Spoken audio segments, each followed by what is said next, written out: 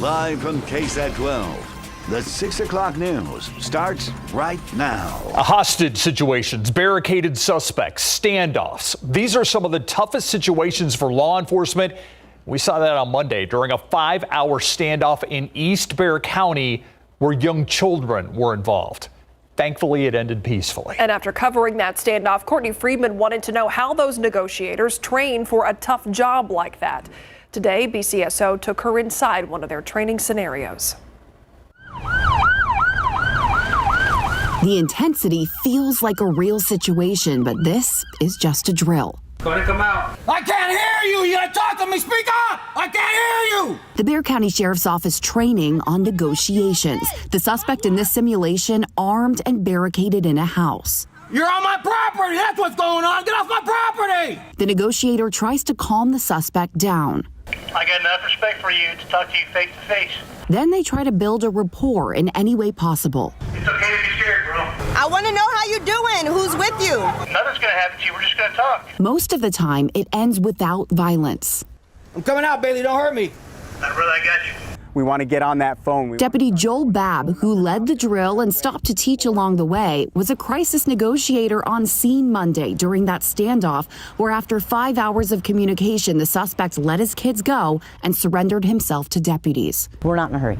So if we have to go and we have to spend 4 to 5 hours at a scene a day long, we're prepared to do that if we can end it peacefully. Because they're so focused on the negotiation, right? You're their safety. Lieutenant Angela Frevoletti leads BCSO's negotiation team, which she's been on for 20 years.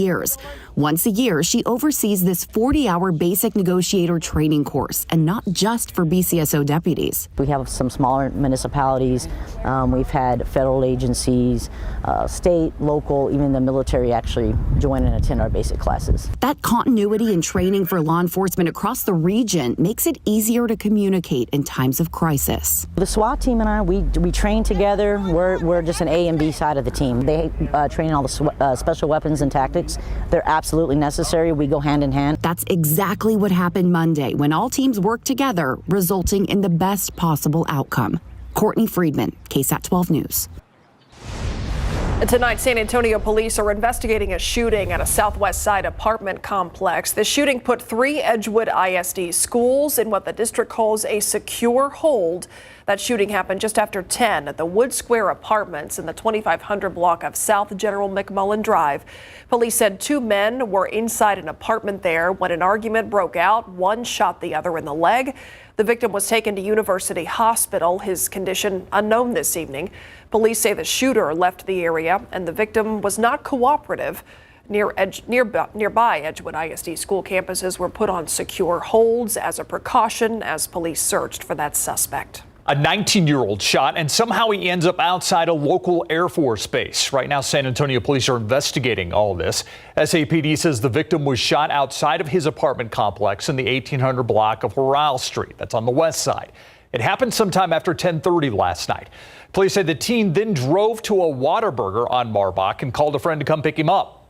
According to SAPD, the victim's friend dropped him off outside the gate of JBSA Lackland. He was taken to University Hospital in critical condition. No arrests have been made. A man who police say fraudulently cashed a check that was meant as a donation for a local church is now behind bars. That check was worth nearly $100,000. SAPD says the 22-year-old Jared Maldine is charged with 2 counts of fraudulent use of or possession of identifying information of 5 items or less. Investigators say a woman made a check out for $95,000 as a donation to a local church back in December, but the church never got that donation. Surveillance video at a credit union captured him attempting to cover part of his head with a vehicle visor. Investigators say the woman and the church, they don't know him or how he got that check. His bond is set at $9,000. Tonight, San Antonio police are asking for your help finding the people who officers say beat a man unconscious outside of a bar. He was actually trying to be a peacemaker, it seems. Take a look. Police say it happened in September of last year outside of Doc Brown's bar on West Loop 1604. Officers say the 26-year-old victim was leaving that bar when a group of men got into a fight. He tried to de-escalate that fight and was instead attacked by multiple people. Officers say they then drove off in a red F-150 truck and a silver Hyundai Elantra. If you have any information, call Crime Stoppers at 210-224-STOP. To the Texas Panhandle now, where a dairy farm explosion kills 18,000 head of cattle and critically injures one person. Happened Monday night at a dairy farm in Castro County, that's in Amarillo, near Amarillo. The Castro County Sheriff's Office says there were multiple calls about an explosion that employees trapped inside started calling. The cause of the explosion and the extent of the damage still under investigation. It was probably what they call a honey badger, and that is what sucked. It's like a vacuum that sucks the manure and water out, and it's possibly that it got overheated, and probably the methane and things like that may have ignited and then spread out with an explosion in the fire. The person injured is a woman who works at that farm. At last check, she's in critical condition at a hospital in Lubbock. A San Antonio police officer who nearly died because of a distracted driver is sharing his recovery story. Yeah, it has now been a little more than 10 years since Officer Jonathan Esquivel was struck by a distracted driver. He's now teaming up with AAA to get people to put down their phones when they're driving. Officer Esquivel sat down with our RJ Marquez to share his message to drivers all across Bexar County. Well, I'm just glad I'm here. I'm living. I'm alive. I get to spend it with my family all the time. Officer Jonathan Esquivel is living his life despite a crash that almost took it in 2012. A driver texting on his phone hit Officer Esquivel while he was helping his partner investigate a crash on the side of the highway. I went through a lot. It wasn't just physical. I had a brain injury. So just trying to get my memory back. I know I can't do everything I used to do the same, but I try. Esquivel had serious injuries and was in a coma for weeks. The rehab was grueling and continues to this day. It's why he's using his voice to prevent distracted driving crashes. Just stay off the phone, pay attention to the road, because somebody's life could be, at stake, and you don't want to live with that if you end up hurting somebody or possibly killing somebody. Bexar County is by far the worst county in the state when it comes to distracted driving crashes.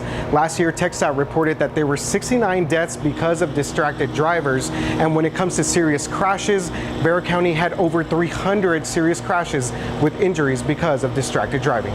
Dallas County was second in the state with 36 reported deaths because of distracted drivers last year. And KSAT reports that deaths statewide jumped from 433 in 2021 to 483 last year. We didn't have to go through those trials at all, because like I said, it's preventable, 100% preventable. And with April being Distracted Driving Awareness Month, Esquivel says it's more important than ever to put down the phone while driving. Don't take things for granted. Life is beautiful. There's a place for the phone, but it doesn't have to be used in the car. RJ Marquez, KSAT 12 News. Let's take a look outside with live cam this evening. We are enjoying just a beautiful spring week. It's lovely out there. Today was gorgeous. Yes. Adam. Yeah, beautiful day today, and actually a pleasant morning. Myra, perfect morning? Perfect Myra morning. Perfect Myra morning, it's yes. My stamp. Wow. Those are hard to come by. They are. Yeah, 51 degrees. Yes, they are. It's very fine-tuned what that is. PMMs. Fine. It was 51 degrees earlier this morning, and so it was a beautiful start to the day. Made it up to 79. Right now we're at 77 with a dew point of 47. That's the key. The lack of any mugginess in the air. That's going to call for a comfortable evening. Not much of a breeze out there. Clear sky, low humidity, temperatures falling down through the 70s, then into the lower 60s by midnight. And tomorrow morning, I don't know about perfect, but a pretty good Myra morning. 55 in San Antonio. You get up into the hill country right at 50 degrees. We'll talk about our rain chances around the next cold front in just a bit. Thank you, Adam. Let's check out traffic right now. Let's go to 281 in St. Mary's. As we head towards downtown, and you can see traffic moving smoothly in both directions. And I noticed, just like I did on the city cam shot, the green. I know. I was thinking the same thing. I'm enjoying this while we can. Yeah.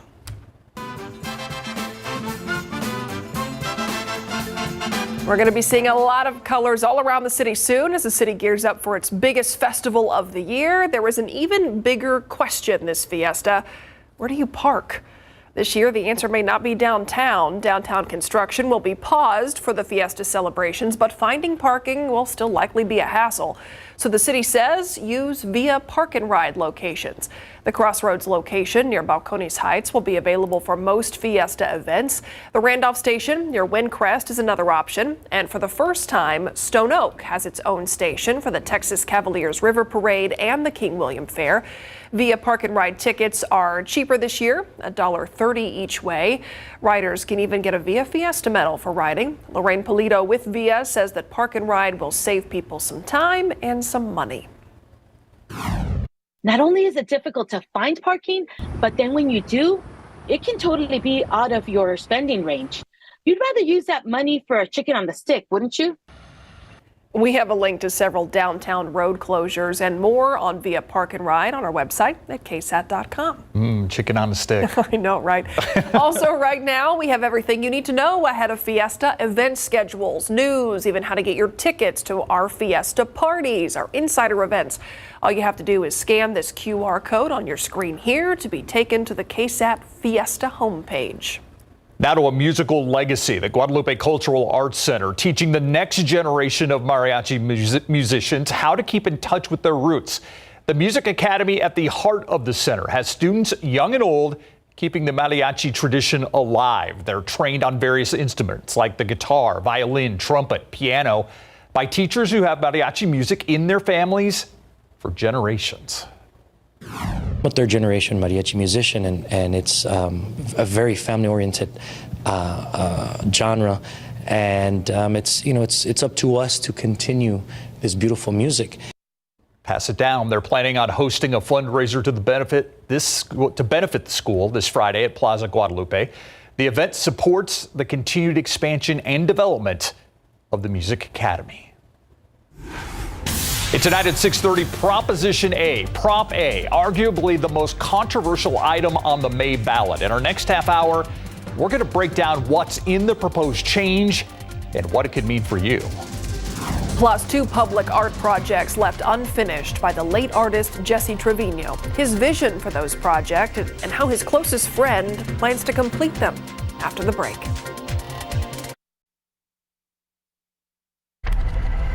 2 felony cases that ended in plea agreements. Did the offenders get off easy?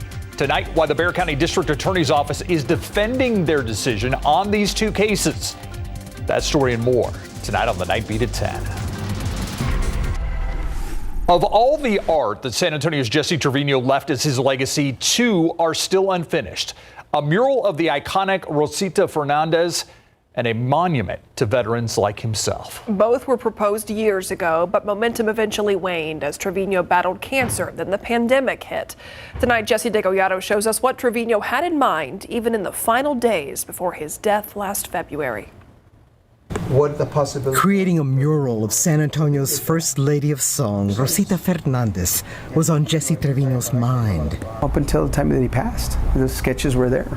His closest friend and collaborator, Gabriel Q. Velasquez, says that's who Jesse Trevino was. He put his art in front of him. That was his reason to live.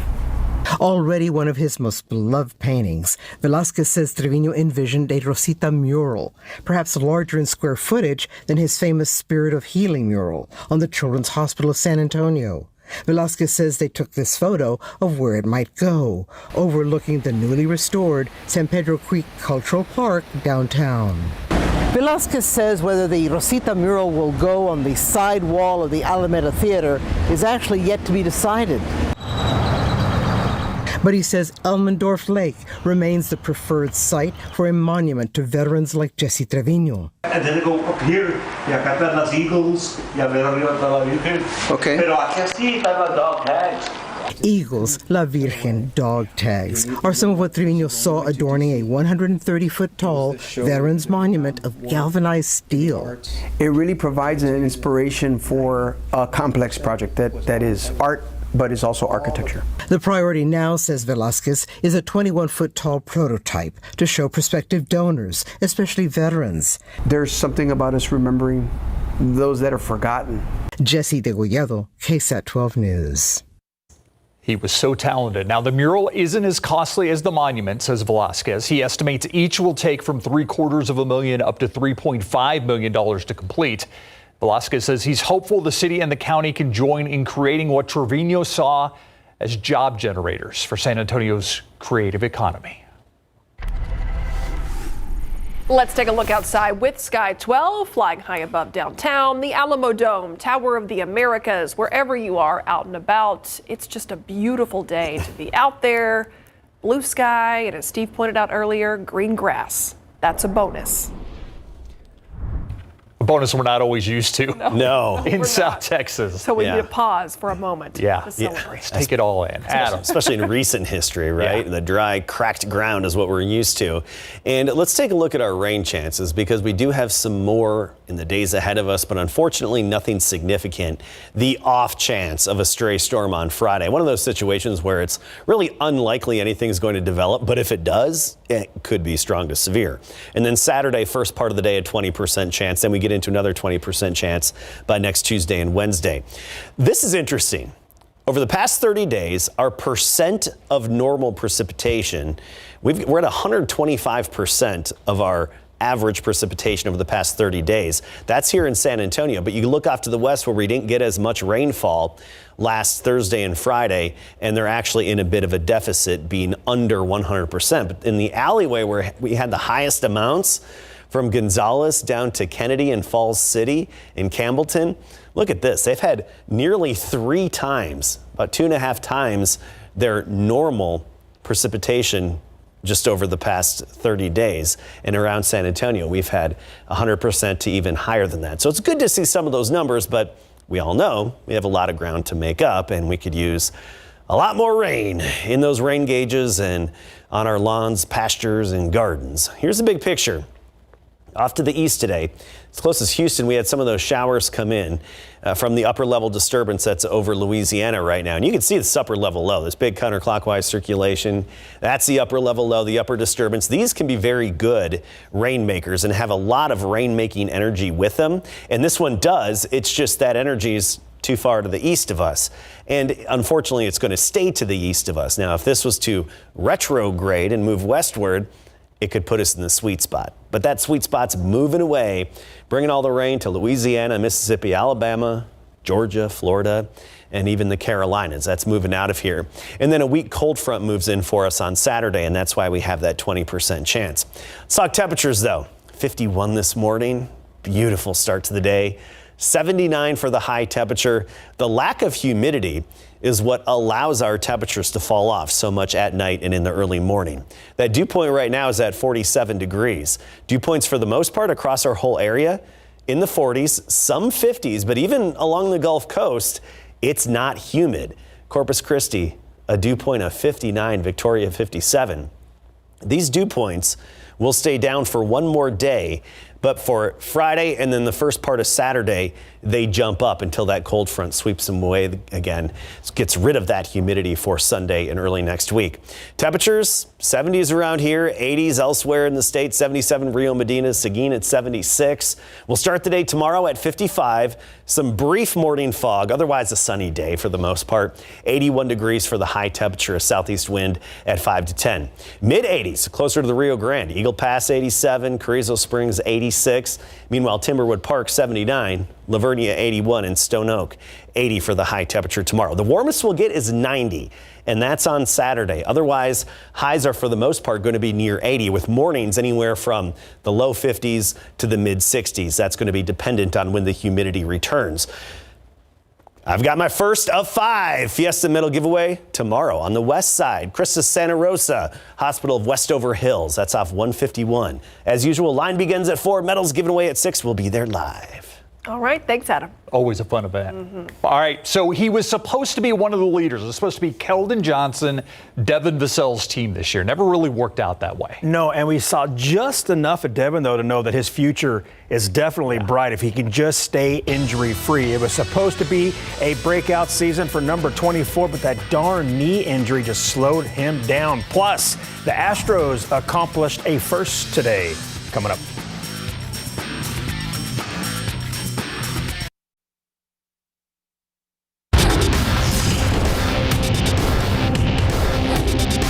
Yeah, nah, for sure. Like I said, just trying to go through the rehab and doing all the things that I need to do just to keep it strong and getting better. Devin Vassell sat out multiple games at the end of the regular season with the bigger picture in mind in Big Board Sports. Spurs standout shooting guard Devin Vassell only played in 38 games this season with 32 starts. He was slowed down by a bothersome left knee issue that required surgery in early January. That procedure and then rehab shut him down for 2 months, and then following his return on March the 2nd, Vassell played in just 9 of the Spurs' final 20 games. Now, entering his third season, this was supposed to be a breakout year for Vassell, but that never happened because of his knee. I feel like I've shown flashes. I feel like I've shown when I'm healthy I can play and play with the best of them. I don't have any regrets from this season. I think everybody in the organization knows that when I'm healthy, it's a totally different player out there, and the team is playing a great game. So I'm not upset about nothing at all that's happened this season. Like I said, obviously injuries suck, but everybody goes through it, so I'm not really upset about that. Back in October, the Spurs exercised their fourth-year option on Vassell that will pay him $5.89 million next season. We went 2-10.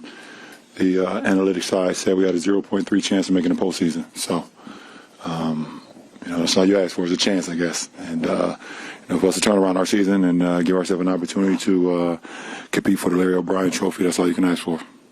As LeBron said, the odds were not on the Lakers' side, but here they are in the NBA playoffs. They beat the Timberwolves 108-102 in overtime last night to win their play-in game to grab the 7th seed in the Western Conference playoffs. The Lakers' reward is the second-seeded Memphis Grizzlies in the first round.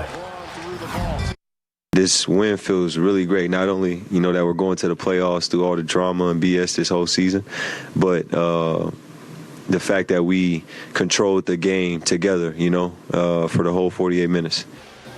DeJounte Murray and the Hawks beat the Heat 116-105 last night in the play-in tournament to earn the 7th seed in the East and a first-round playoff date with the Celtics. Atlanta took the lead for good 3-2, and they controlled the game the rest of the way. The UTSA baseball team beat Texas A&M 5-1 last night at Bluebell Park in College Station for the Roadrunners' first SEC win over Texas A&M. UTSA scored twice in the second inning and 3 more times in the third. Ty Odom led UTSA with 2 runs batted in. UTSA is now 25-8 overall. And for the second straight season, the Texas State Bobcats upset the Texas Longhorns. Texas State beat number 19 Texas 9-3 last night at Dish Falk Field in Austin. Tied at 2-2 heading into the 5th inning, the Bobcats scored 3 times in the frame, taking the lead for good. Texas State is now 21-13. Dusty Baker and the Astros playing some day baseball at the Pittsburgh Pirates. Top of the 4th, Astros leading 1-0 when Corey Julks hammers a cutter to left field for his first career Major League home run. 2-0 Stros. And the Bucks fan who caught the ball, well, he threw it back. Bottom of the 6th now, Julks flashing the leather makes a beautiful sliding catch in shallow left field, robbing Ji Hwan Bae of a base hit. Alex Bregman added a 3-run shot in the 7th, and the Astros take it 7-0 and get their first series win of the season. They always start out slow. Yeah. So I'm not really worried about once they get warmed right up, now. watch out. They'll be fine. Thanks, Larry. Still to come here at 6 o'clock, Proposition A, cite and release, abortion, marijuana. Those are just some of the topics included here. We're going to break down what is in this proposition and what it will mean if it should pass. Next.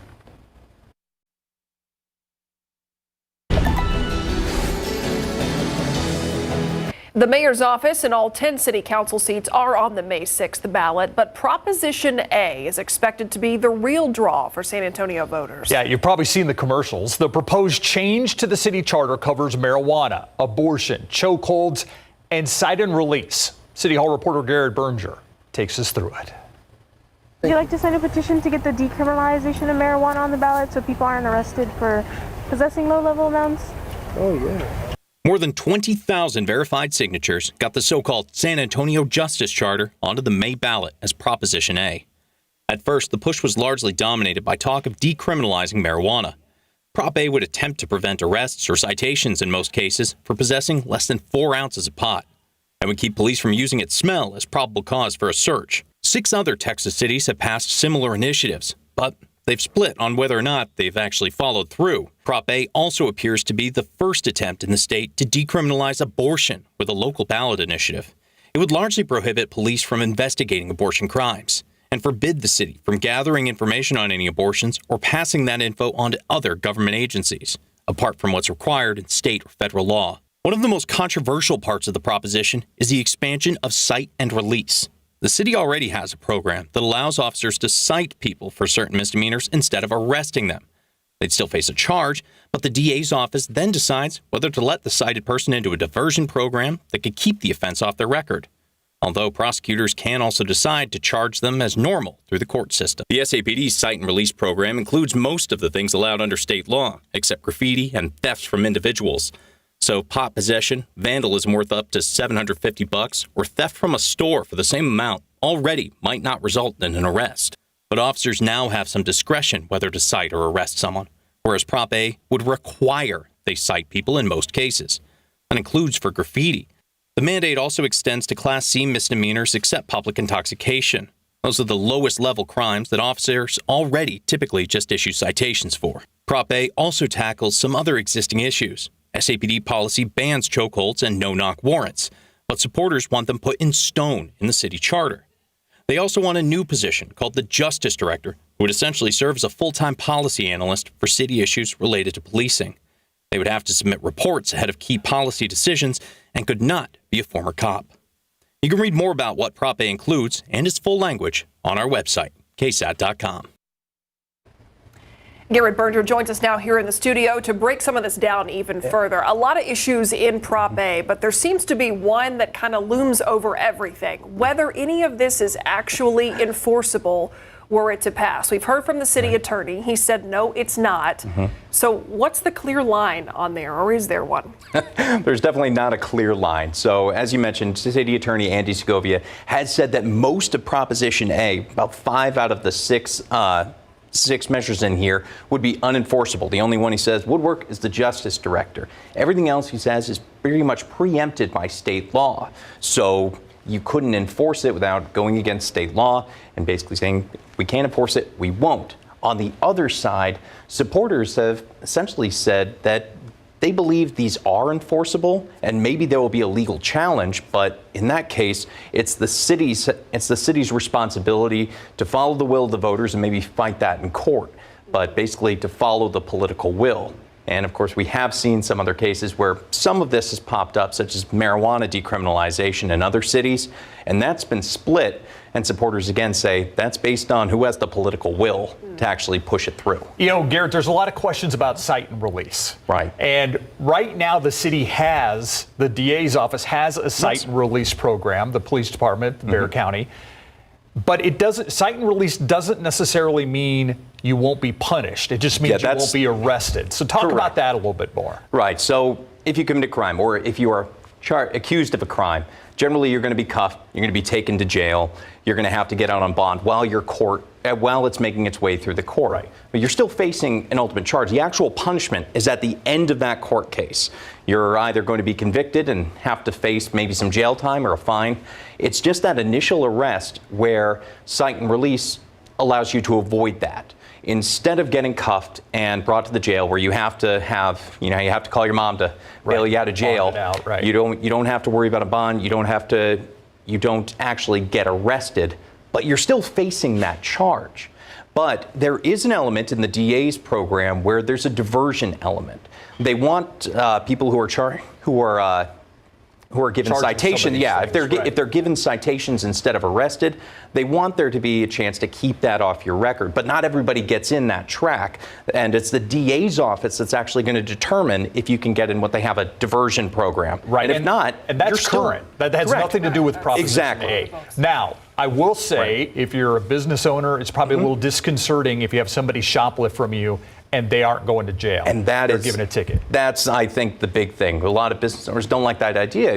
If you come into their store and you take something out with you, they want to see you leaving cuffs. They don't want to see you handed a piece of paper. And I think that's a big portion of it. And actually, right now, theft cases are one of the most common uses for cite and release. But the cite and release expansion also allows for graffiti citations. And that's one thing SAPD has deliberately stayed away from, because no business owner likes graffiti. There would be some exceptions on what's covered. Like if it's a school or a church, you're probably not getting cited for that.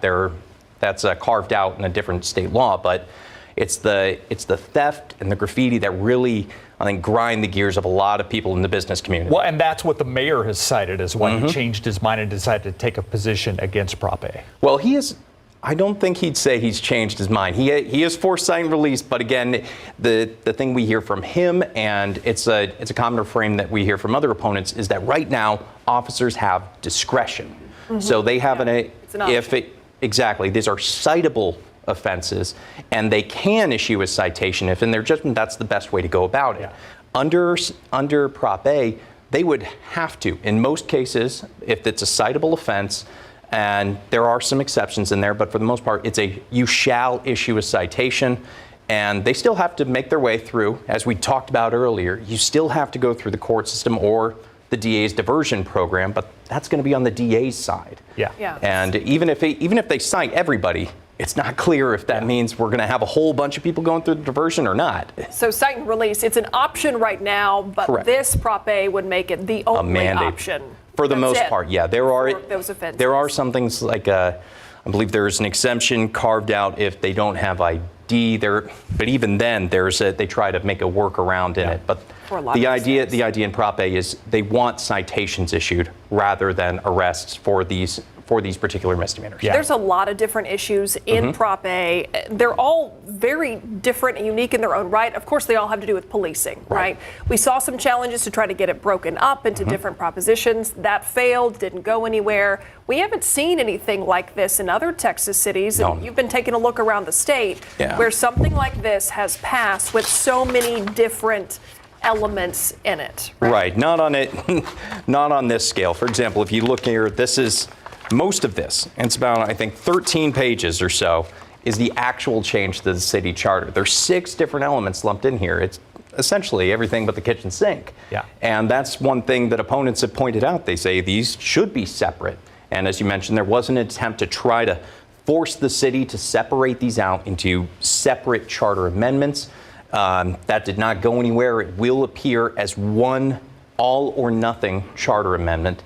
But we've seen in other cities pass marijuana decriminalization. In Austin, that marijuana decriminalization was paired with the no-knock warrant ban.